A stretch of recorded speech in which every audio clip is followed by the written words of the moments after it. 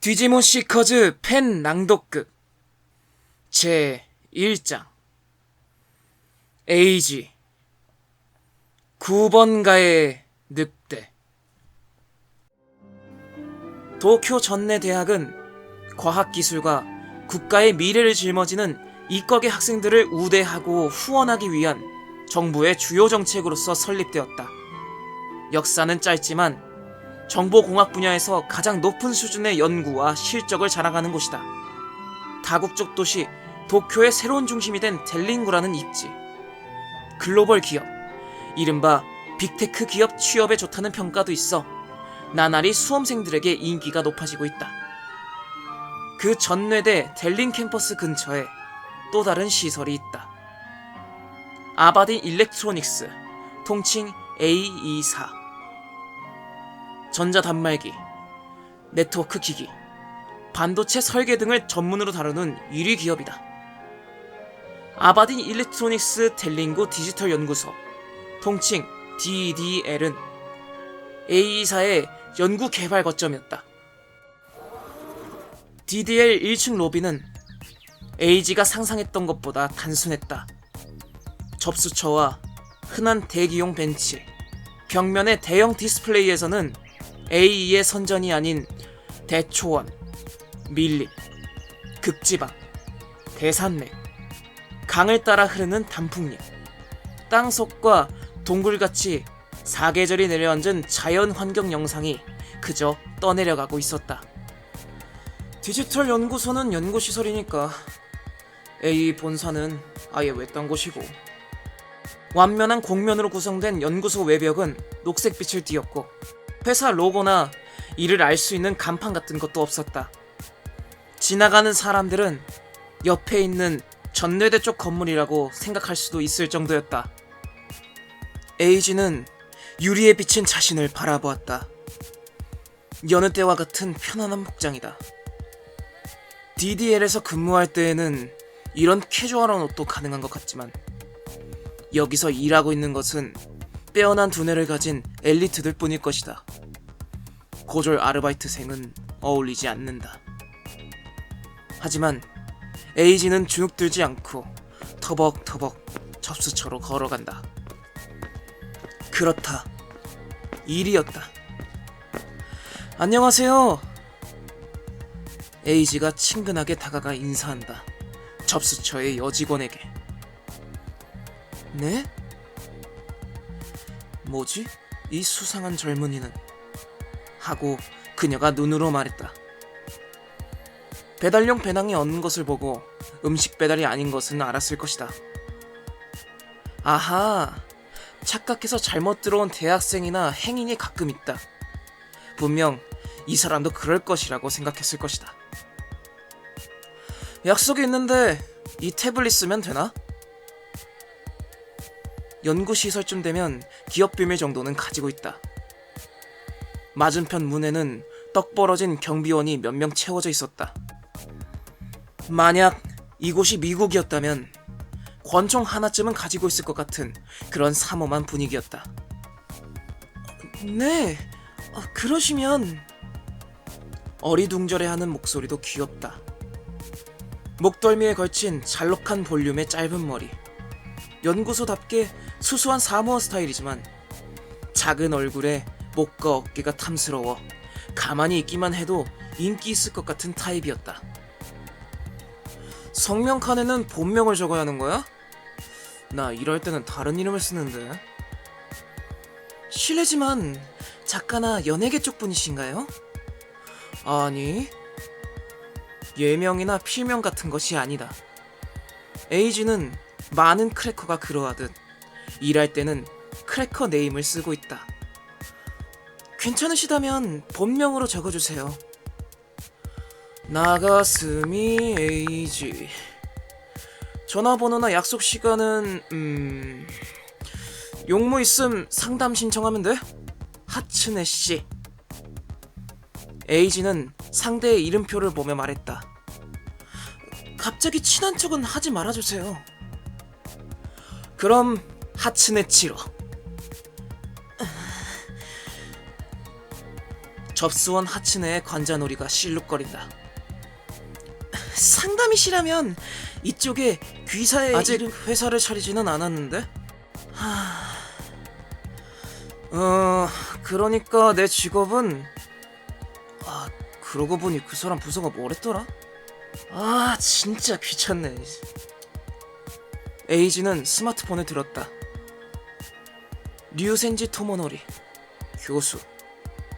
주소를 탭하고 도착했어요 라는 메시지를 보낸 뒤 로비에서 기다리기로 했다. 몇몇 손님은 접수처에서 게스트 패스를 건네받고 있었다. 모두 영업 뛰는 회사원이라기보다는 전례대에 있을 법한 캠퍼스 분위기를 띠고 있었다. 에이지는 문득 로비 중앙에 떠있는 무언가로 눈을 돌렸다. 3개의 구체가 공중에 떠 있었다. 구체에는 각각 특징적인 마크가 새겨져 있었다. 3파전이라고 봐야 할까? 그것들은 서로 겹치면서 회전하고 있었다. 마치 우주 공간에서 서로의 중력에 이끌리고 있는 3개의 구상 성당 같았다. 근데 방금 전까지 저런 게 있었던가? 가까이서 보던 에이지는 깜짝 놀랐다. 이거 입체 영상 홀로라이즈인 건가? 팽!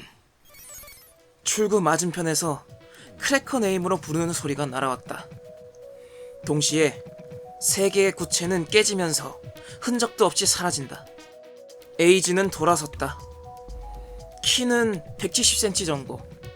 이목구비가 뚜렷한 로맨스 그레이의 머리카락에 약간 백인 같은 분위기도 갖고 있었다. 나이는 60대 정도일 텐데 걸음걸이도 자세도 좋아 훨씬 젊어 보였다. 그러한 존재감은 자기 자신보다 주위의 반응을 보는 것이 훨씬 알기 쉽다. 로비에 있던 모든 사람이 뜻밖의 나타난 그에게 주목한 것이었다. 안녕하세요, 류센지 교수님. 아바딘 일렉트로닉스의 공동 창업자 중 한 명. 엄청난 부자다. 시가총액 1000억 달러가 넘는 A사의 주식을 현재까지도 20% 남짓 보유하고 있다. 그러한 그가 교수로 불리는 이유는 대학 교수를 겸하고 있기 때문이었다. 업계에서는 잘 알려진 류센지 연구실의 최고 책임자로 현재는 전례대 명예교수. 과거 대학발 벤처기업으로 창업한 그의 회사를 최고 간부 중 한 명으로서 20년 만에 이러한 세계적 기업으로 우뚝 세웠다. 크래커 팽으로서 만나는 것은 처음인데 그런 느낌이 전혀 들지 않는군. 마치 신선 같은 사람이었다.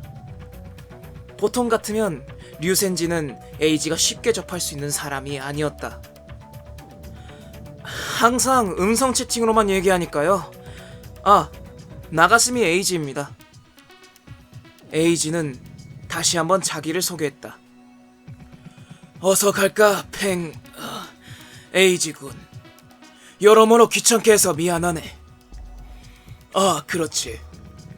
자네, 에이지군에게 게스트 패스 좀 건네주게. 류센지가 접수처로 가며 말했다. 저 수상한 젊은이가 일본 A사의 실질적 우두머리를 스스럼없이 불러버리니 반대로 접수원 하츠네가 허둥지둥거리는 수상한 사람이 되어버렸다. 네, 바로 준비하겠... 뒷보러 갈 거니까 공동 연구자 패스를 부탁하네. 예? 이사의 결제는 받아뒀네. 오늘 오전에 말이야. 네. 그렇네요. 단말기를 두드려 확인한 하츠네는 다시 한번 깜짝 놀라며 패스를 발급해주고 말았다. 발급받은 특별한 패스를 들고 최고 수준의 경례를 하는 경비원들을 곁눈질하며 검문소를 통과한다. 그것만으로도 에이지는 왠지 조금 어른이 된 것 같았다.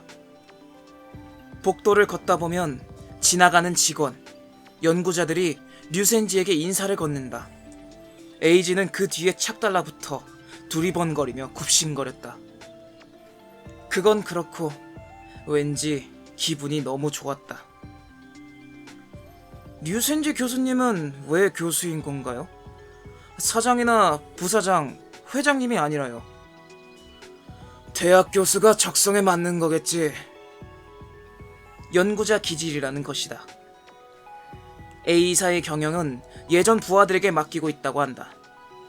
A지 또한 대기업 경영자를 어떻게 대해야 될지 잘 모르지만 대학 교수라면 어느 정도 말을 붙이기 쉬웠다.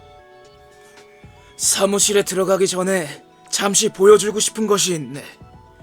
자네가 꼭 봐줬으면 좋겠어. 뭘까? 기대되는데요? 이쪽일세. 엘리베이터를 타고 층을 이동하자 또 경비원이 있는 삼엄한 문이 있었다. 방금 전 로비에서 보았던 공항의 보안 검색대 같은 것이 아니었다. 격벽이었다. DDL 내부에서 여기는 완전히 독립된 것 같았다. 뒷보 구획. 여기서부터는 아바딘 일렉트로닉스 최고 기밀이라네. 우리 회사의 미래를 짊어지는 핵심 연구가 진행되고 있지. 류센지가 설명했다. A사의 최첨단 연구소인 DDL, 그 핵심인 D4 구획. 에이지는 스마트폰을 비롯한 모든 소지품을 경비원에게 맡겼다. 더욱 엄중한 몸수색이 이어졌다. 왜 그러는가? 먼저 게이트를 통과한 류센지가 에이지를 돌아보았다. 그러니까 마음의 준비가 아직... 뭘, 약간 체험하는 것뿐이라네.